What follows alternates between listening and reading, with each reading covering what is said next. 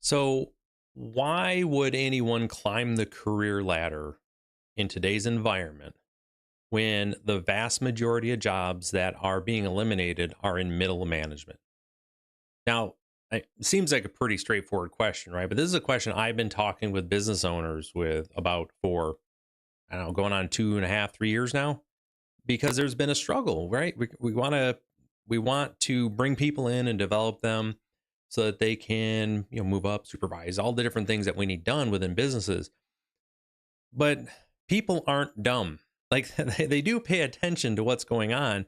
And you're seeing more and more individuals who are actively looking at, opportunities to promote, saying, nah, I'm good. I'm good. I just want to stay a worker. I got my Johnny Paycheck. I'm good where I'm at. Because I just watched Sally, Steve, and Eric over there were just let go and all of their duties were absorbed upward. And it's the flattening out of the business structure right now, which is extremely scary. And the career ladder, as it was known, even just a few years ago, is completely broken. Now, if people may argue with me on this, and I've had a few discussions say, no, no, no, we still have it here, we still need it, and I'm like, cool, for now, that it doesn't matter.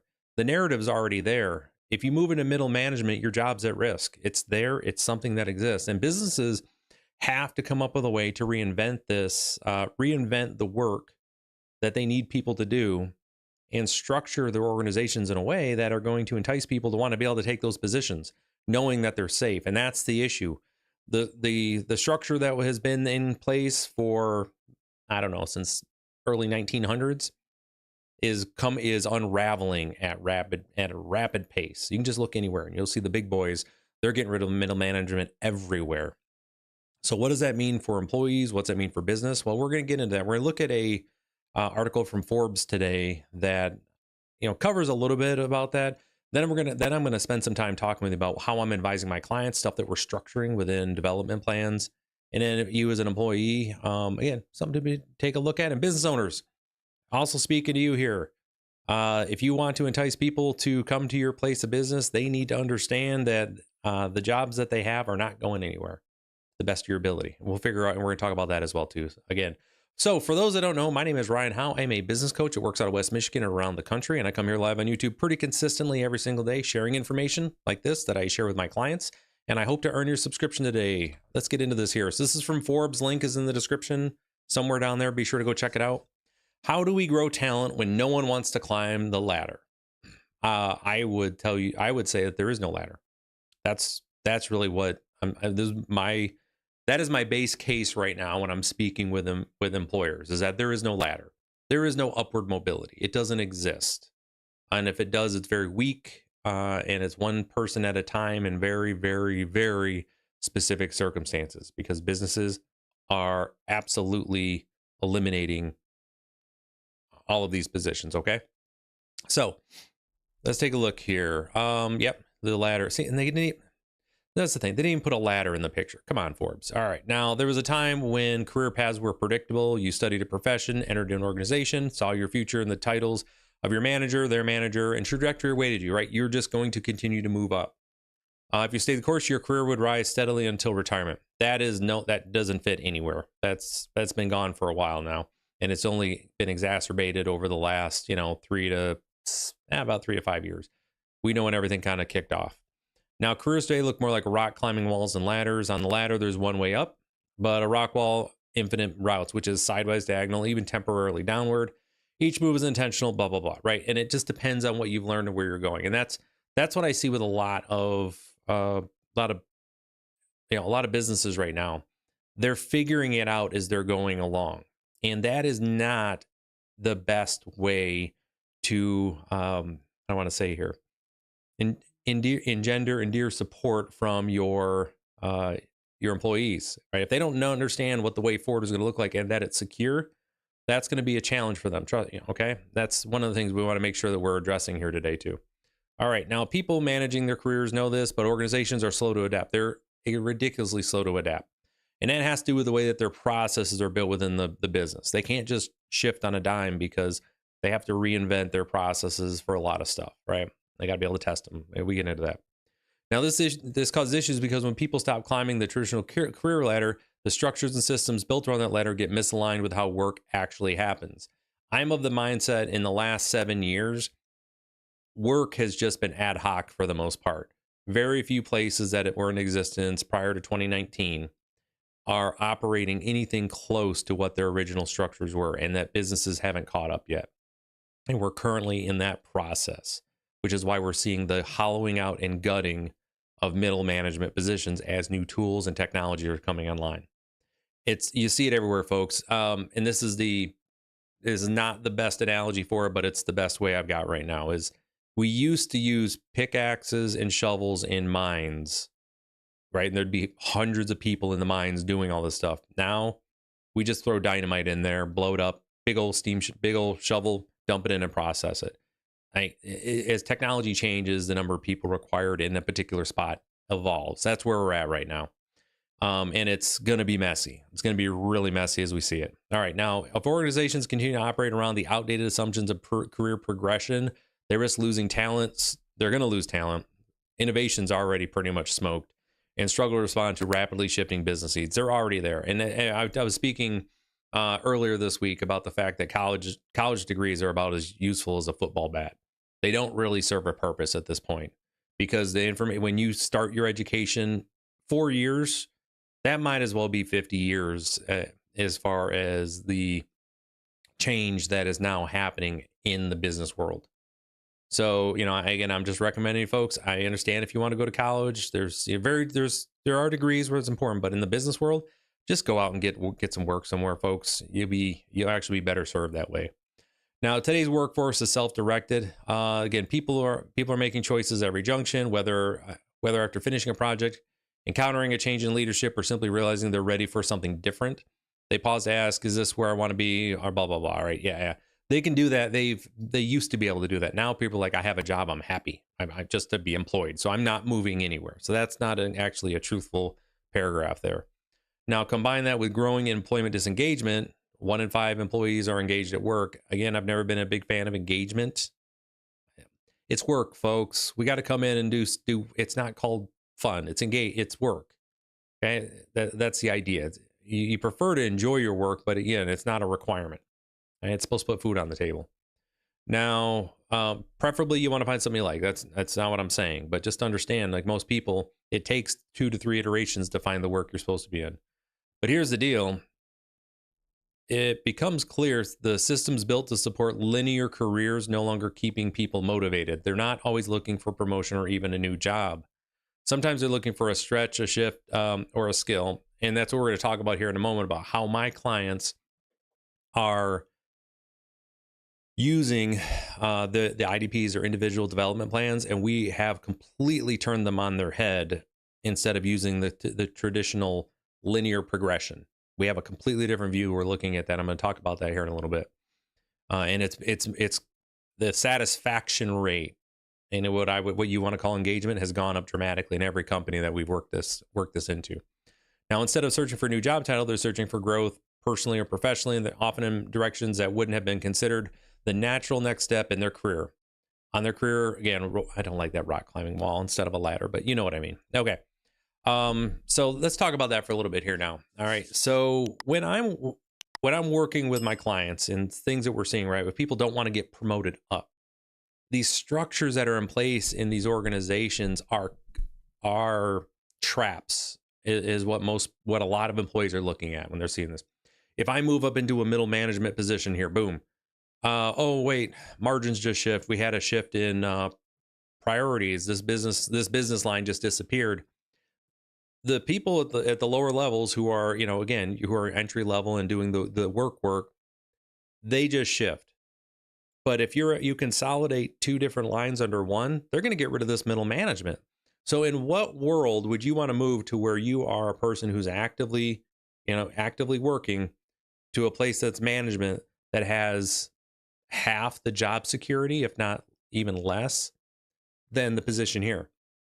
People right now are actively trading additional money for job security because they know the job security at the next level up, it drops dramatically until you get to the VP world. So there's this middle ground I had somebody refer to it as the killing fields. I'm not laughing. I just thought it was, I mean, it's pretty appropriate, like the terminology, that in order for you to make it across here in today's world, it's by the time you think you're there, you've been fired or laid off, your position's gone. And I think that's only going to continue. So what we're doing within our organizations, right, is we're looking at those positions, say, okay, how can we in our development plan, we have every single type of work that's available within the organization. And what we're doing is we are strategically and tactically looking at individuals who are performing at a high level, and we're giving them opportunities to do different things that are way outside of their scope, something they wouldn't normally do. And then for those individuals who are, they seem disinterested, we're giving them something to do that is outside of their scope to try to see if, hey, let's test drive. Maybe this is a better line from them, but without moving them. And the idea here is that we're going to keep cross training everybody. Now, just imagine, right, from It's Always Sunny in Philadelphia with the red things. This is what I'm drawing out right here, right now. This is live, so I can't do it in real time. But we are actively and intentionally testing people in different spots to see where their competencies are at in line with what we need for an ever-changing business. Because the more robust and versatile the people are, without moving them out of their position, one, they feel safer because they haven't been moved into a new job that might disappear. Two, they feel, again, safer because now they know other valuable skills within the organization that they can then also help to fill if they have any bandwidth, or just be able to take on work if it's there. And three, we compensate people more as they gain additional skills to be able to help in different areas, to the point where if we decide to move them, move that work, we move work to people, not move people to work. Does that make sense? I hope that does. Rather than realigning a position, we realign the work to the position so that they are there. And one of the big worries you have with people is, right, is how long they've been, your tenure. Because for a lot of businesses, if you're new to a position, the clock starts over. We don't want to do that for folks. We just want to be like, hey, you've been here for a while. We're just going to move work to you. You're already set, and we'll figure it out. To the point where we then have individuals who, in the course of I've had a couple individuals in the course of 9 months have had their entire jobs reimagined and redone without changing their position title. They hadn't moved offices, nothing. They switched, completely switched teams over time, because now they're in a position as the organization evolved, they evolved with it. Okay, and that's what we're looking at here, folks, is rather than trying to figure out how can we move this person up to manage more, we just move the work to people. And that's one of the things that we're looking at. All right, so let's get into the next spot here. And then I want to talk again from an employee side point, but also from the business owner standpoint, stuff that we want to make sure you're focusing on. Okay, so again, we're talking about here, my recommendation is we want to be able to move work to people. So make internal movement the new system. That begins with reimagining the ways to allow their people to move internally, but it's not just for employees, but also for the business. Is exactly what we were talking about.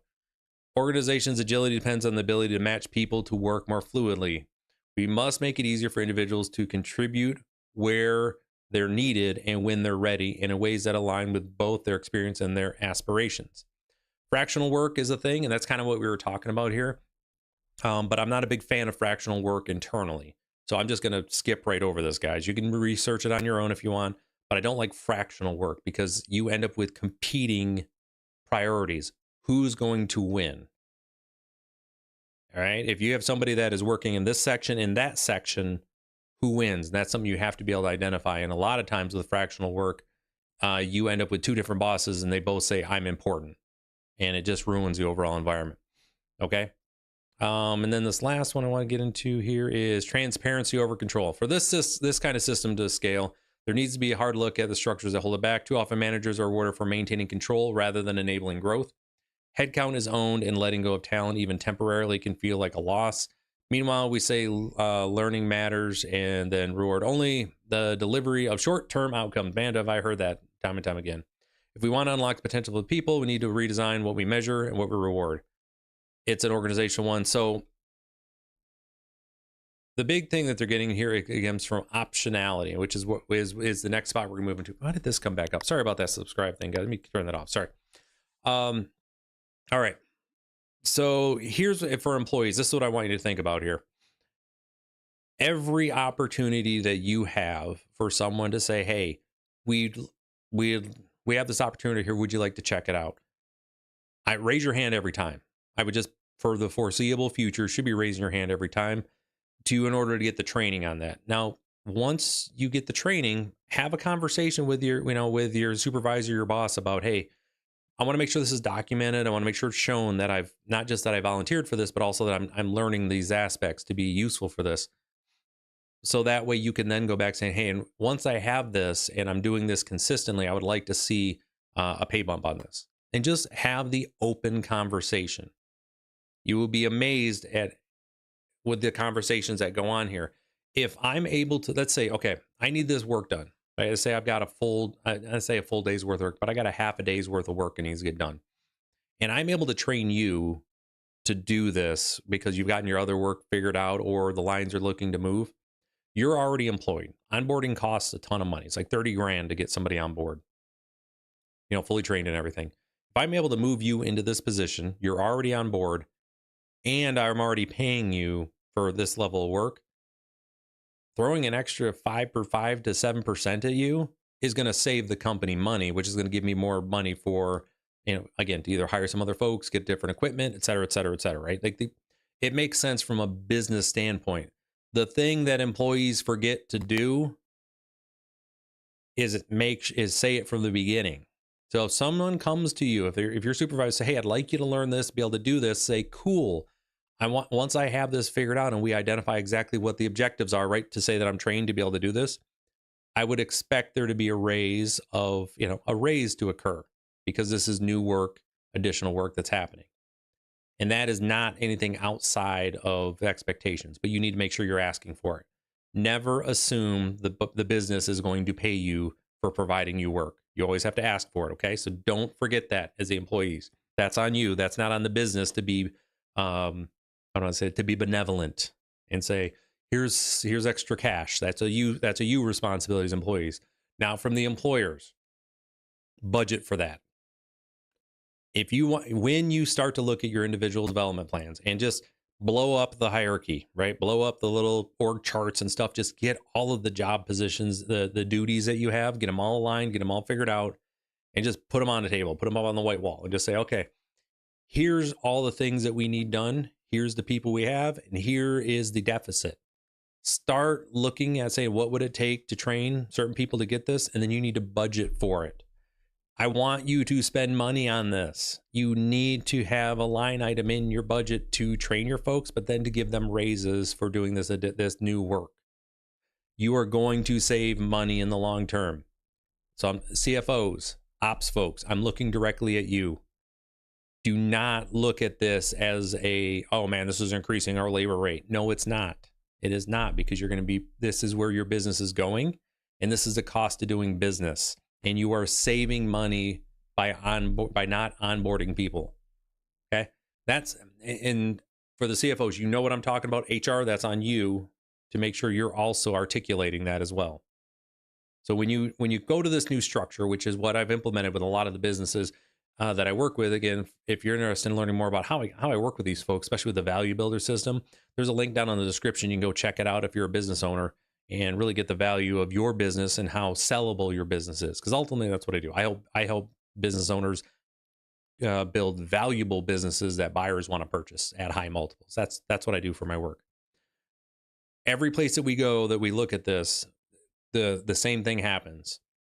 We spend a few months getting our feet underneath us, getting everybody to understand what the new process is, and then it usually get traction quickly.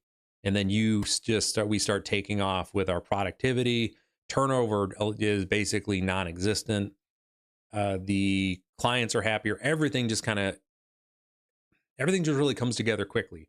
And what this ends up doing, though, is now you've got resiliency in place because multiple people are trained in multiple spots. Okay. There's an entire thing to this. Again, if you want to learn more, go check out summitbusinessguides.com, link down in the description. You'll learn more about how I help businesses with that. So here's the deal, folks. To bring it right back around to the beginning here. Why would anyone want to go into middle management right now? It doesn't make any sense. Like zero. Middle management jobs are on the cutting block. They are just there. They are going to go away. Organizations are getting more flat. It's just what's happening. So if you need people to move to new positions, to have these new areas, as a business, you need to reinvent the way that you are training and utilizing your teams. Period. Dot. And as employees, you need to be open, because you don't want to get promoted up right now, folks. It's not, be wary about that. You want to look at ways that you can increase your value to the company. And when you do that, be sure to ask for a raise, right? It's that simple, folks. All right. So again, I appreciate everybody hung out this long. Hopefully I earned your subscription today, right?